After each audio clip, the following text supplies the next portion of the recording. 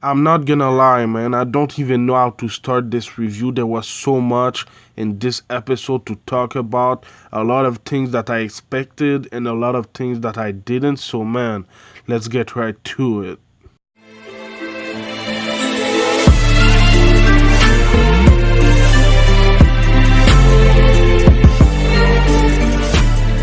What up, YouTube? It's your boy Anime Specialist. So this episode was amazing. It was probably the best episode of the series, better than the episode where Asta and Yami defeated Veto, and better than the episode where Yami fought against Leech. So there was a lot to talk about in this episode: the animation and art style, all the information that we got from the Queen of the Witches and everything. So let's get to that, man. So I had a hard time choosing the images and the screenshot from the episode to put into my video because there was a lot of great shot. The animation and art style was just amazing. I wasn't expecting that. It was even better than I thought, even though I didn't expect this style. It's the first time that I've seen this style of animation, I think, in the Black Clover series. It resembled a little bit of the Kill la Kill maybe animation and art style, in my opinion, but that's just me. Let me know what you thought of when you saw this type of animation and art style. Like I said, I really like the animation and art style in this episode of Black Clover. I wasn't used to see this art and animation style in the Black Clover series, but the thing is, with this animation and art style, it was kind of hard to follow what was happening during the fight, what Asta and Ladros was doing during the fight, their combination, the choreography. It was kind of hard to see what was happening. That's my only complaint with this art style and animation, but besides that, it was really well done. This episode, we got a lot of information about how Asta's powers works and how his Demon Dweller swords works, and all of this information we got it from the Queen of Witches. She probably knows all of this information because she's 100 of years old. She's really old, so all of this information she got it from her lifetime. She basically said that the anti-magic energy flowed through the Demon Dweller sword and flowed through Asta. So we basically already knew that information, but it was a good confirmation about how Asta's powers and how the Demon Dweller sword works. But one of the things that I really wanted to talk about is the opening sequence to the episode where Asta is kind of in his head talking to a kind of demon. And this opening sequence was really amazing because it introduced us to the art style and animation of this episode. It was really different, like I said, and I really like his interaction with this kind of demon that we really don't know a lot of right now. The only reason why Asta was still in control in this new form is because of his determination, because he doesn't want to give up. So if he would have gave up, the demon would have kind of taken over his body and he couldn't have control himself, kind of like Naruto in Naruto Part 1, where when the QB Kurama was taking over him, Naruto couldn't control himself. So it was kind of different from the typical shonen where the protagonist awakens a new power and can't control himself. So I was kind of glad for that. But anyway, I wouldn't have thought that this was the way that Asta would have obtained that new form. Obviously, we know that the reason why he obtained this form is because of the Queen of Witches.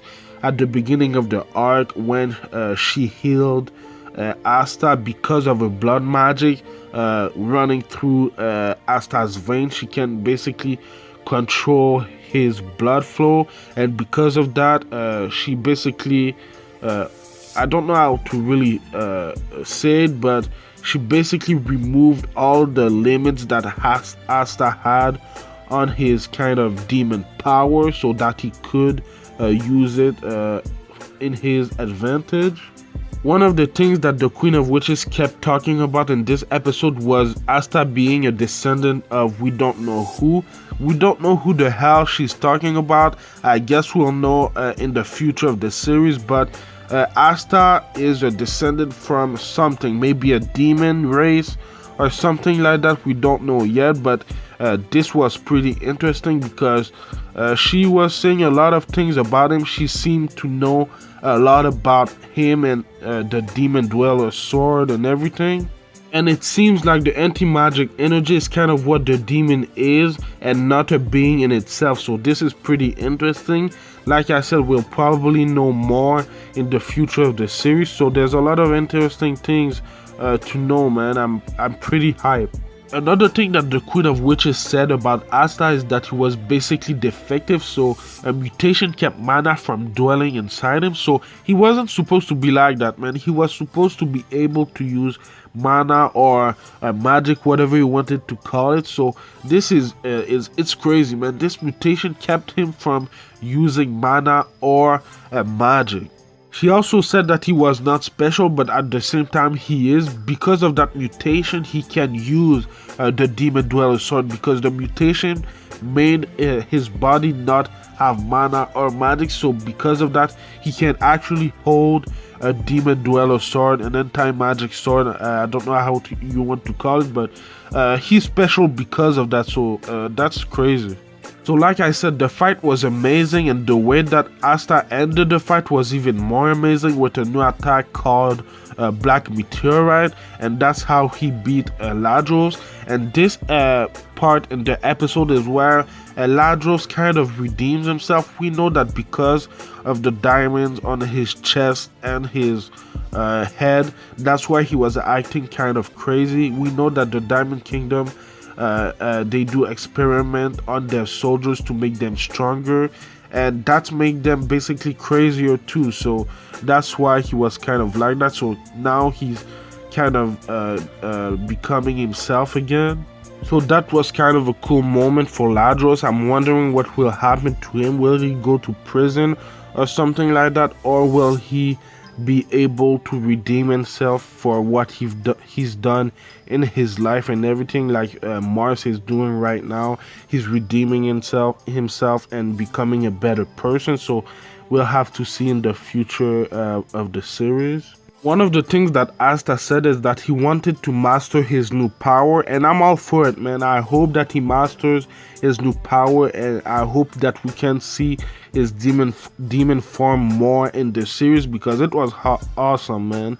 I hope that he masters it, and I hope that he masters his other Demon Dweller Sword, where he can absorb other people's magic and use it against them, basically. I hope that we can see that in the near future of the series. But yeah, what the hell just happened at the end of the episode, bro? What the hell?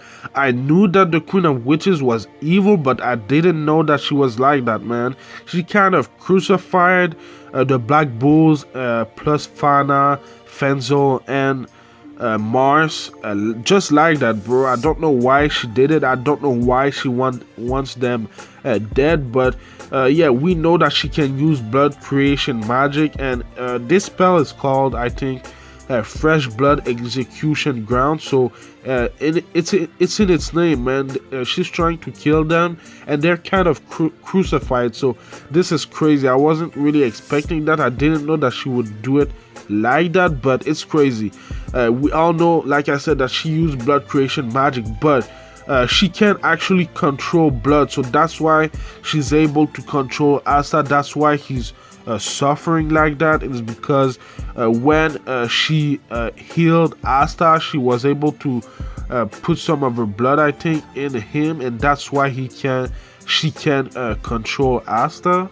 And like I said, I don't know why she wants to kill everyone else. Maybe because she thinks she's superior to everyone else. But we know that one of her goals was to have one of the Demon Dweller Sword. And now she has one. She's controlling Asta because of her blood creation magic. But Man, it's crazy, man. The way that it ended, it was probably my favorite moment of the episode.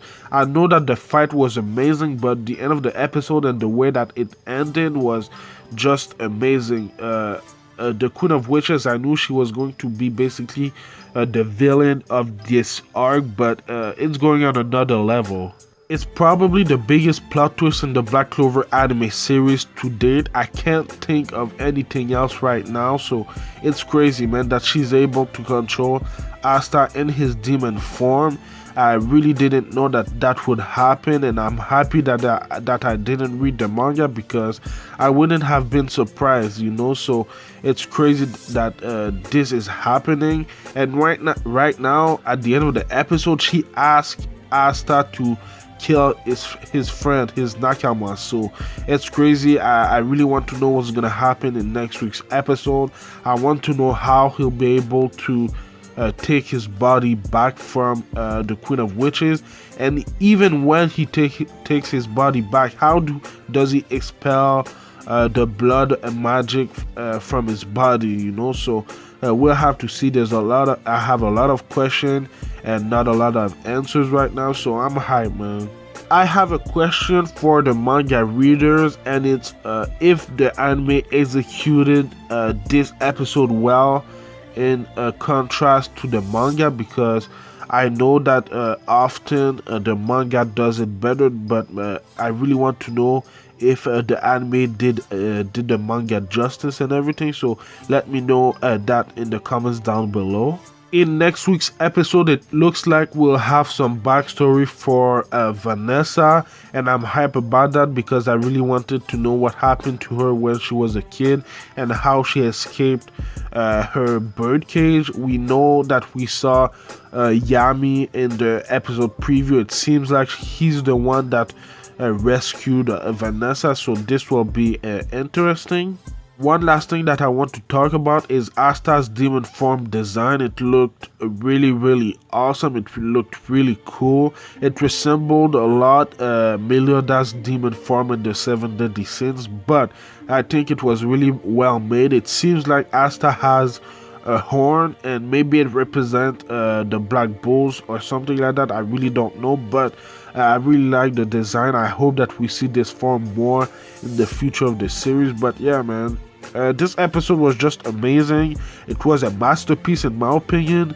The animation and art style changed the game in my opinion. I haven't seen something like that in a shonen anime in a while, especially in a fight scene. So I think it was really well done. Let me know what you thought about this week's episode in the comments down below. It was probably the best episode of the series so far. I don't know if something can top it. I don't know. Tell me wrong, man, especially the manga readers.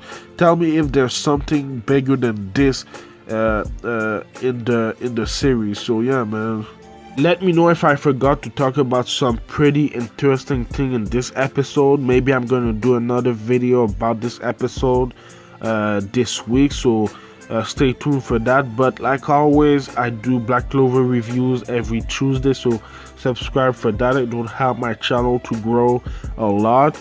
I do other anime related things like One Piece reviews, Fairy Tail reviews, and Sword Art Online reviews. Right now I usually do Boruto Naruto Next Generation reviews, but now it's in a filler, so I don't really care. I'm waiting for it to catch up to the manga. But yeah, man, it was an amazing episode, and next week's episode is going to be really good. So stay tuned, man. Thank you for watching, and I'll see you in the next video. Anime Specialist out. Peace.